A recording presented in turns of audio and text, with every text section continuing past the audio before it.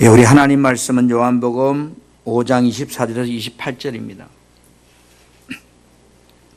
신약 성경 요한복음 5장 24절에서 28절 말씀입니다. 혹 성경을 준비하지 못하신 분은 화면을 통해서 함께 우리 한 절씩 믿음으로 교독합니다. 24절, 내가 진실로 진실로 너희에게 이르노니 내 말을 듣고 또 나 보내신 이를 믿는 자는 영생을 얻었고 심판에 이르지 아니하나니 사망에서 생명으로 옮겨졌느니라. 진실로 진실로 너희에게 이르노니 죽은 자들이 하나님의 아들의 음성을 들을 때가 오나니 곧 이때라. 듣는 자는 살아나리라. 아버지께서 자기 속에 생명이 있음같이 아들에게도 생명을 주어 그 속에 있게 하시고 또 인자됨으로 말미암아 심판하는 권한을 주셨느니라. 같이 시작. 이를 놀랍게 여기지 말라. 무덤 속에 있는 자가 다 그의 음성을 들을 때가 오나니. 아멘. 날씨가 차가워졌다는 것이 어떻게 저는 아는가 하면 주일날 설교를 딱 할 때 마이크 소리를 들어보면 차가워졌구나, 습기가 많구나, 그 다음에 덥구나 하는 걸 느낍니다. 우리가 살아가면서 제가 몸이 아파서 병원에 가서 약을 지어왔는데요. 약 설명서는 똑같아요. 그래서 그 약을 4일을 먹어도 먹기 전과 먹고 난 후에는 동일했어요. 똑같은 병원에서 또 다른 환자에게 저와 같은 증상을 가진 분에게 약을 지어주세요. 그 약을 제가 받아서 보니까 저한테 진단한 게 아니거든요.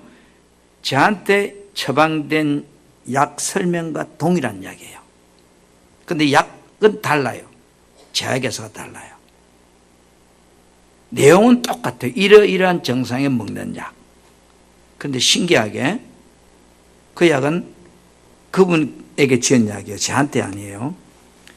하루를 먹으니까 거짓말처럼 안 아파졌어요. 동일한 병원에 동일한 의사가 A라는 사람에게 지어준 약과 B라는 사람에게 지어준 약이에요. 성분은 같은 성분인데 제조회사가 달라요. 저는 무엇을 여러분에게 말씀드리고 싶은가 하면 믿음의 차이가 아주 미미한 데 쓰여서 엄청난 결과를 가져온다는 거예요. 어떻게 내가 하나님 앞에 예배를 드리는가? 앉아있는 건 비슷하지만 그 마음 자세가 조금 차이인데 하늘과 땅 같은 은혜가 달라진다는 거죠. 오늘 저와 여러분이 성찬 예배를 드리면서 이 성찬이 우리에게 주는 의미가 뭘까를 생각하면서 성찬의 핵심은 땅끝까지 이 복음 전하라는 겁니다. 우리가 11월 셋째 주 추수감사주를 앞에 두고 넷째 주에 사랑하는 영혼들을 초청하는 초청주일을 준비하고 있습니다. 오늘은 두 번째 이어서 왜 예수님 뿐인지 말해주자 라고 하는 제목으로 여러분에게 말씀을 전하고자 합니다. 한번 따라 합시다. 왜 예수님 뿐인지 말해주자. 시작. 아멘. 사람들이 사는 것이 너무 힘들다고 말합니다. 사람은 언제부터 사는 것이 이렇게 힘들어졌을까? 도대체 무엇이 사람들의 삶을 힘들게 만들었을까? 철학자들은 나름대로 그 의문을 찾기 위해서 몸부림칩니다. 그러나 성경은 우리에게 너무 명료하게 그 답을 말하고 있습니다. 오늘은 사람이 살아가는 데 중요한 이 세 가지 문제를 안고 사는데 그 원인들에 대해서 여러분과 말씀을 나누고자 합니다. 첫 번째로요, 제가 사람에게 각 각종 고통을 가져다 주었다. 여러분, 우리가 죄라고 말할 때 세상적인 기준은 무언가요? 도덕적인 행위, 윤리적인 행위를 지칭하는 것이 죄입니다. 그래서 성경이 말하고 있는 죄의 개념은 하나님과 사람 사이의 영적 관계가 단절된 것, 끊어진 상태를 죄라고 지칭합니다. 사람이 불행하게 된 이유가 성경은 명백하게 죄 때문이라고 그 답을 제시합니다.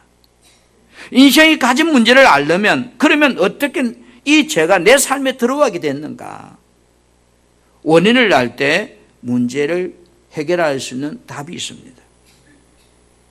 마치 우리가 자동차를 몰고 다닐 때 자동차 법규는 나의 생명과 나의 행복, 나의 생명을 지키라고 정부가 만들어서 우리에게 준 법입니다. 나를 위해서 만들어준 법이에요. 하나님은 사람들에게 엄청난 복을 주신 후에 이어서 그들이 행복하게 살기를 하나님은 너무너무 원했습니다. 그래서 그들에게 이 주신 복을 누리고 살도록 하려고 선악과라고 하는 법을 하나님이 사람에게 주었습니다. 창세기 1장 28절에 하나님이 그들에게 복을 주시며 이랬습니다. 그들에게 복을 주시며.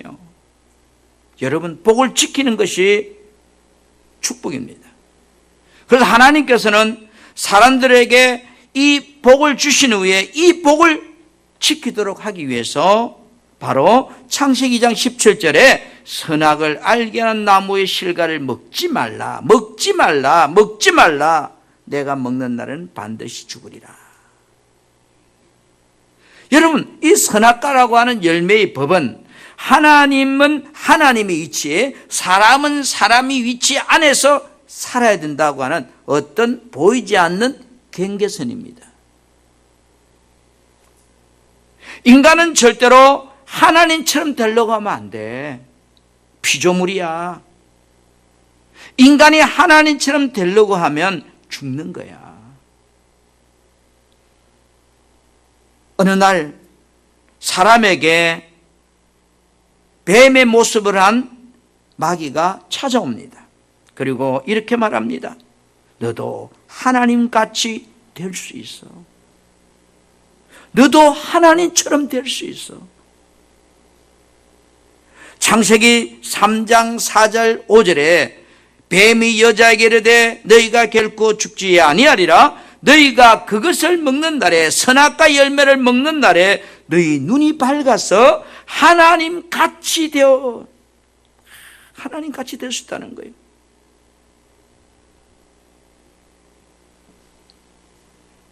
오늘 여러분, 하나님의 법을 어김으로 사람이 죄인이 되는 순간 하나님과 사람 간의 영적인 관계가 단절되어 버렸습니다. 다시 말해 영의 생명이 죽어버렸습니다. 하나님을 인식하는 기능이, 감지하는 기능이 죽어버렸습니다. 영이 죽는 순간 하나님으로부터는 모든 축복 역시 단절되어 버렸습니다.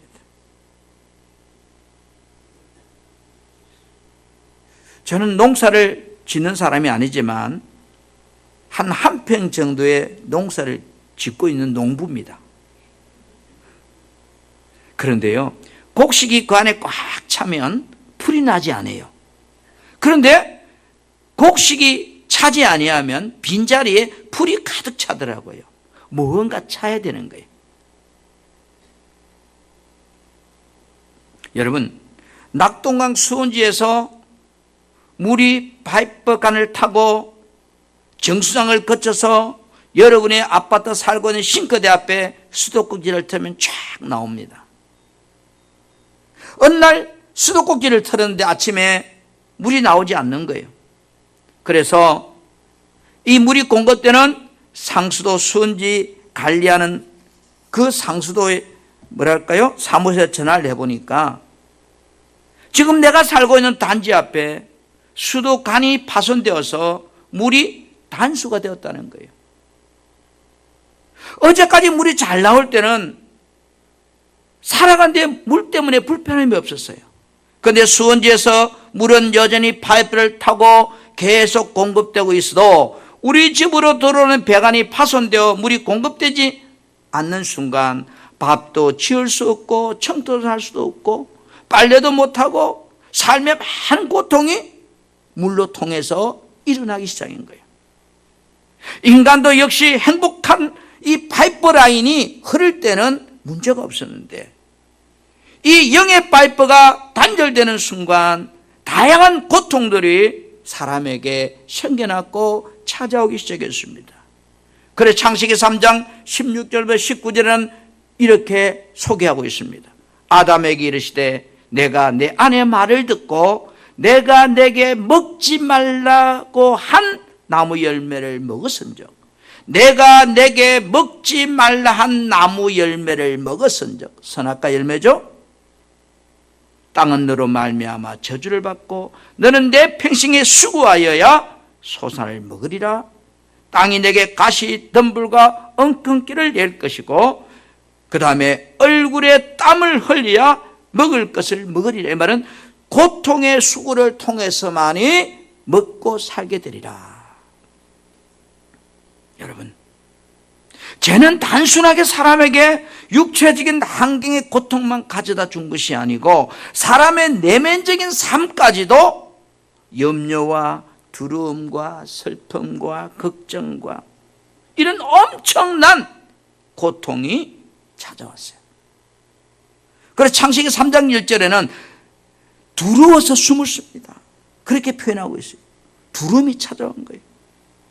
은초적인 불안, 우울증, 근심, 걱정, 마음의 공허함 같은 이런 현상들이 사람에게 생겨난 것이 바로 죄로 인하여 생겨나게 되었다는 것을 성경은 분명히 밝히고 있습니다. 두 번째, 여러분, 사람이 행복하려면 죄로 문제로 찾아온 이 문제가 해결되어야 돼요. 죄 때문에 생겨난 문제가 해결되어야 된다고요. 제가 하나님 말씀을 듣지 못하게 막고 있다는 걸 아시는가요? 죄는 말씀을 전해도 말씀이 우리 귀에 들리고 깨달아지지 않도록 막아버려요. 여러분, 요한복음 8장 43절에 어찌하여 내 말을 깨달지 못하느냐 이랬어요. 이는 내 말을 들을 줄 알지 못함이라. 이어서 요한복음 8장 47절에는 하나님께 속한 자는 하나님의 말씀을 듣나니, 하나님께 속한 자는 하나님의 말씀이 들린다는 거죠. 너희가 듣지 아니하면, 하나님의 말씀이 듣지 아니하면, 들리지 아니하면 하나님께 속하지 아니하였기 때문이라 그랬습니다. 여러분, 죄는 하나님의 말씀이 들려오는 것을 막아버린대요. 그래서 에베소 4장 18절은 이걸 갖다가 마음이 굳어짐으로 말미암아 하나님의 생명에서 떠나 있다 이렇게 표현합니다. 마음이 굳어졌다.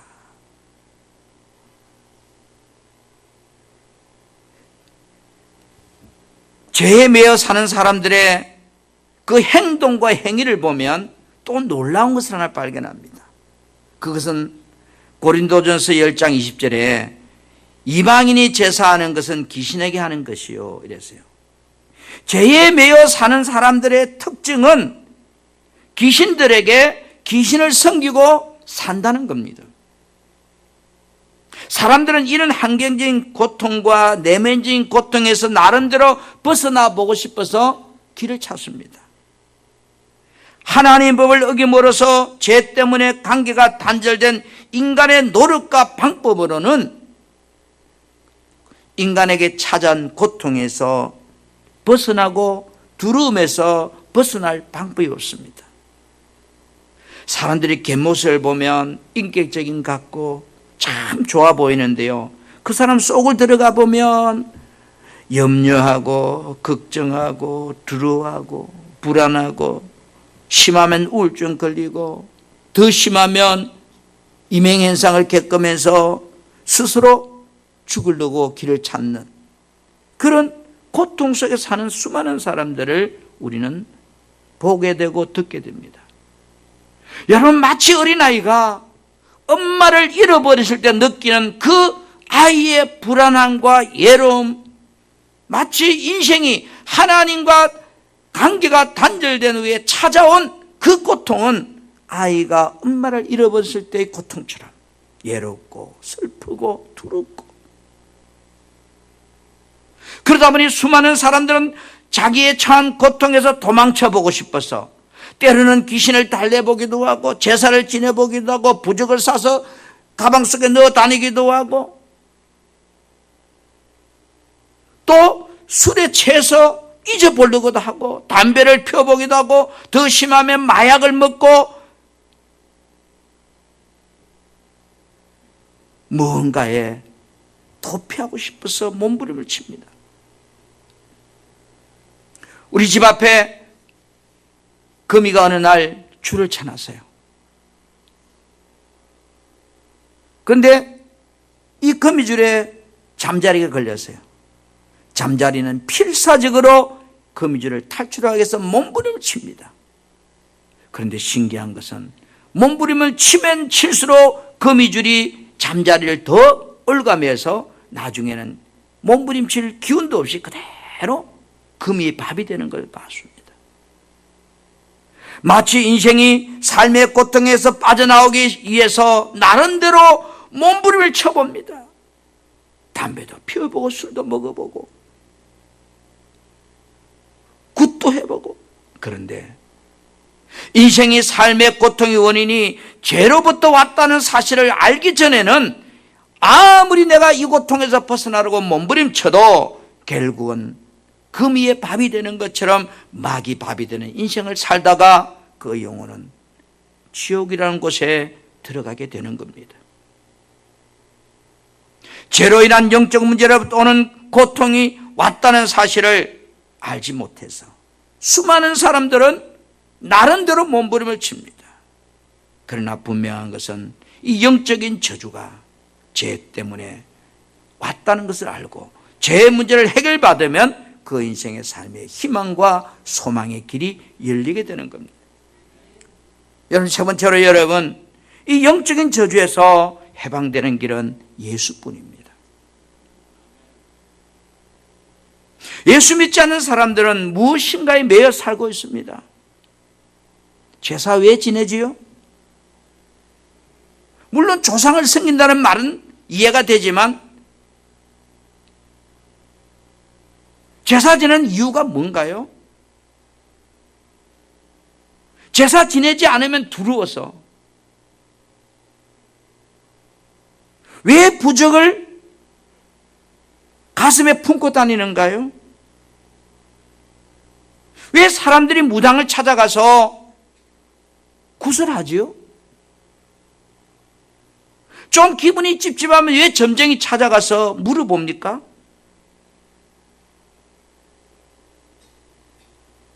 자신도 모르게 자기 생각과 다른 것이 찾아오면 용한 사람 찾아가서 간상도 보고 그 두려움을 떨쳐보려고 합니다.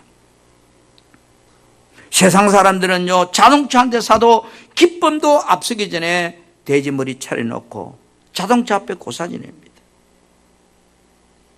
이사 가는 날도 마음대로 가지 못하고 날짜 잡아서 참 피곤한 인생을 삽니다. 왜 이렇게 비가 억수같이 쏟아지는 날 오늘 이사를 갑니까? 물어보니까 오늘 이사 가야 된대요. 비가 이리 오는데요. 다른 날 가면 안 된대요. 참 불쌍했어요. 햇빛 쨍쨍 나고 맑은 날 가면 얼마나 좋아요. 근데 그 사람은 또 그런 날 갈 수가 없는 거예요. 비가 오다 오늘 가야 되는 거예요. 그 인생이 누가 붙잡아 있기 때문에 그렇게 매여 살아야 되는가요? 사람들이 사람 찾아가서 묻는 것 같지만 사실은 귀신에게 매여서 끌려다니는 인생을 살고 있다고 하는 모습들이에요. 요한복음 10장 10절에 이렇게 말씀합니다. 도둑이 오는 것은 도둑질하고 죽이고 멸망시키는 것뿐이다. 여러분, 도둑놈이 여러분 인생에 보태주러 오는 도둑놈은 없어요. 내 인생을 손에 나게 하기 위해서 오는 게 도둑놈이죠.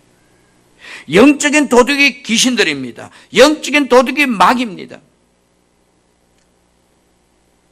그러다 보니 귀신이 노하게 되면 내 인생에 손해가 남기 때문에 어쩔 수 없이 하기 싫어도 눈치 보고 달래야 내 삶이 그나마 평안하기 때문에 굿하고 제사 지내고 고사 지내고 나름대로 정성을 쏟는 거예요.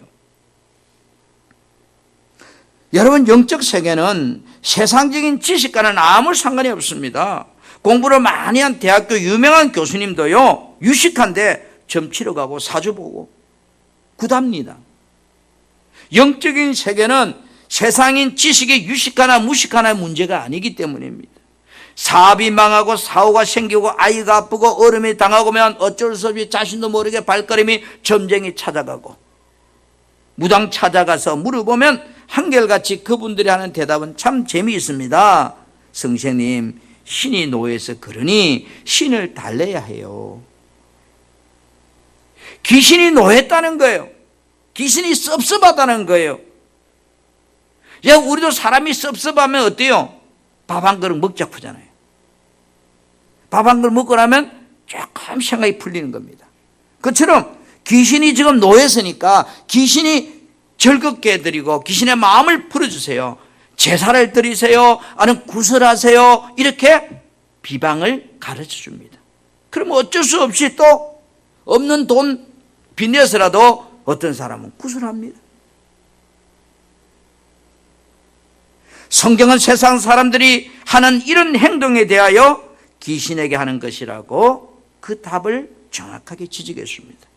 여러분, 고린도전서 10장 20절 말씀을 함께 우리가 한번 이 시간 합독합시다. 시작. 무릇 이방인이 제사하는 것은 귀신에게 하는 것이요 하나님께 제사하는 것이 아니니 나는 너희가 귀신과 교제하는 자가 되기를 원하지 아니하노라. 아멘.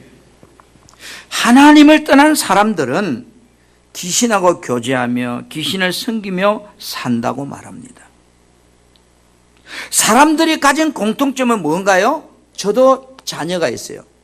그래서 설령 내 자녀가 마음에 안 들더라도 부모는 내 자녀가 잘 되는 것이 부모의 마음이고 부모의 소원입니다. 내 자녀가 나에게 속을 썩이고 나를 아프게 해도 부모는 그 자식이 잘 되기를 원하는 것이 부모의 마음이죠. 자녀에게 좋다고 하면 부모는 무엇이든지 하려고 합니다. 그러나 부모가 귀신을 섬기는 것은 자녀의 앞날을 망하게 하는 지름길이라는 걸 아십니까? 하나님께서 이스라엘 백성들을 가나안에서 애굽으로 출애굽하면서 시내산에서 율법을 주십니다. 그 율법의 10계명 가운데 출애굽기 20장 4절 5절에 귀신을 섬기면 부모로부터 3, 4대 자손이 망하게 된다는 말씀을 하고 있습니다. 우상 숭배하면 3, 4대 망한다. 성경은 우상 섬기는 삶이 얼마나 자녀들에게 무서운 저주인지를 분명히 10계명 속에다가 딱 못을 박아놨어요. 내 자녀가 망하는 것을 원하는 부모가 있는가요? 저는 악한 부모라도 없을 거라고 생각해요. 내 배 아파 난 자녀인데 어떻게 내 자녀가 망하기를 원하는 부모가 있겠어요? 그런데도 자녀 잘되게 하여 주라고 열심히 절간에 찾아가서 공을 들이고 점쟁이 찾아가서 물어보고 무당 찾아가서 정성 들여 구다는 모습들을 우리는 쉽게 볼 수 있습니다. 여러분, 성경이 왜 우리가 예수 믿어야 하는지 그 분명한 이유를 오늘 우리에게 말해주고 있습니다. 죄로부터 찾아온 내 삶의 영적인 저주에서 빠져나올 수 있는, 해방될 수 있는 길이 예수뿐이라는 겁니다. 마귀는 세상의 임금이고 귀신들은 마귀의 부하들입니다. 귀신에게서 빠져나올 수 있는 유일한 방법은 예수 믿는 것밖에 없다는 겁니다. 그래서 예수님은 요한 1서 3장 8절에 마귀 일을 멸하려고 오셨다고 그랬어요. 마귀 일을 멸하기 위해서 오신 분이 예수님이래요.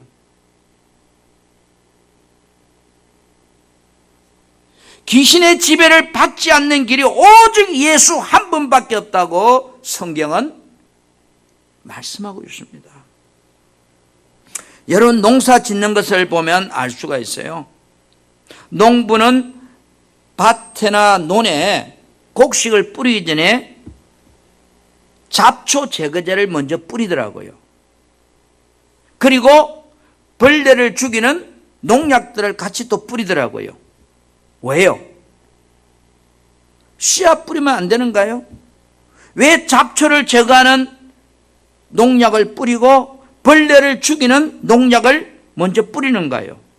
그런 작업을 하지 않고 씨앗을 뿌려놓으면 씨앗이 난다 한들 잡초로 말미암아 충실한 열매도 맺을 수 없고 벌레들 때문에 다 그 알곡들이 죽어버리는 거예요.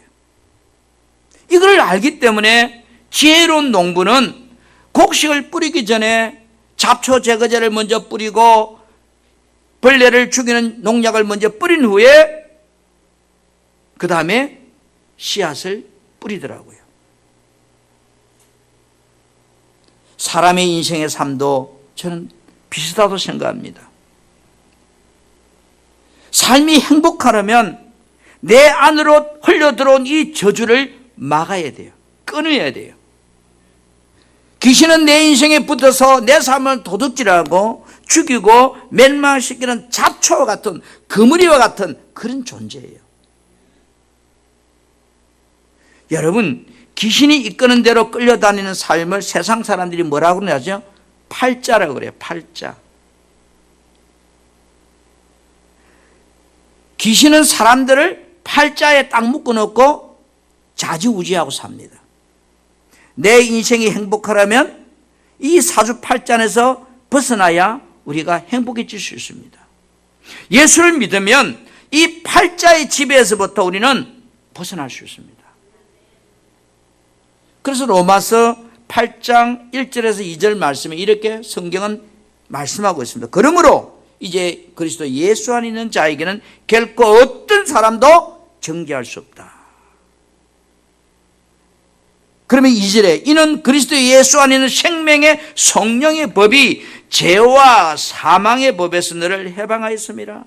죄와 사망의 법에서 해방되겠다. 죄로부터 해방되겠다. 죄로부터는 모든 저주에서 벗어나겠다. 아멘.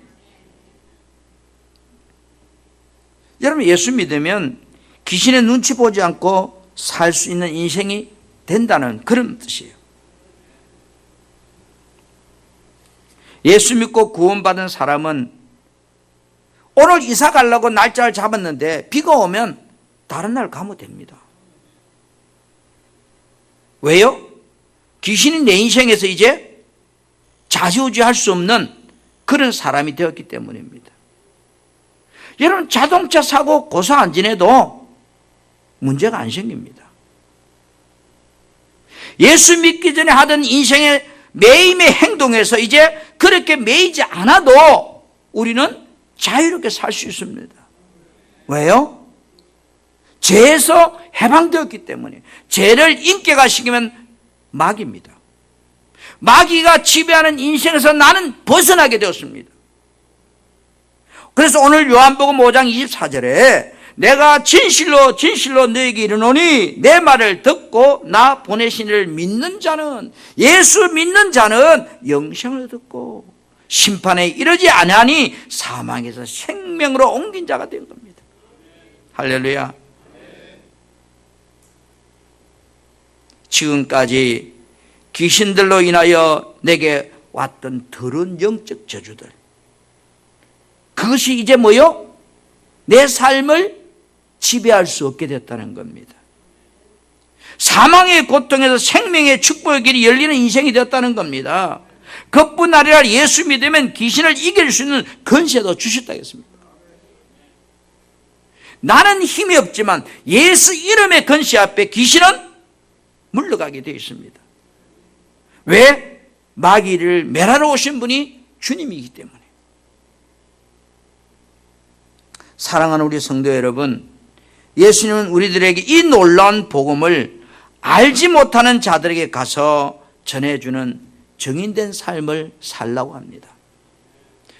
사도행전 1장 8절에 오직 성령이 너에게 임하시면 너희가 능력을 받고 예루살렘과 온 유대와 사마리아 땅끝까지 모든 곳곳마다 이 하나님의 복음을 증언하는 증인이 되라고 말합니다. 우리 풍성한 교회 성도 여러분, 지난주에 우리는 누가복음 16장 말씀을 통해서 거지 나사로와 부자 이야기를 통해서 천국과 지옥이 존재한다는 것을 우리는 보았습니다. 오늘은 사람이 예수 믿어야만 영적인 저주의 매임에서 해방될 수 있다는 사실을 성경은 우리에게 분명히 밝히고 있습니다. 행복하려면, 영적 저주에서 자유하려면 그 방법은 예수 영접하는 그 길밖에 없다고, 예수 믿는 길밖에 없다고, 그 답을 성경은 우리에게 단답으로 말하고 있습니다. 내 주변에 예수를 전해주지 않아서 내 사랑하는 사람들이 이 영적 저주의 고통에서 살고 있다면 여러분, 그건 우리의 책임입니다. 영적 고통에 매여 살아가는 내 사랑하는 부모, 형제, 이웃들을 바라보면서 내가 안 당하니까 나는 괜찮아, 이게 아니고 손가락이 10개 있는데 한 개 아파도 다 10개가 아픕니다. 우리는 내 사랑하는 가족들이, 내 사랑하는 형제간들이 이 영적 저주에서 빠져나와서 자유할 수 있는 길이 있다고, 이 예수 믿는 길이 그 방법이라고 전해줄 수 있는, 복음의 전파자가 될 수 있는 저와 여러분이 되기를 주님 이름으로 축복합니다. 아멘. 아멘.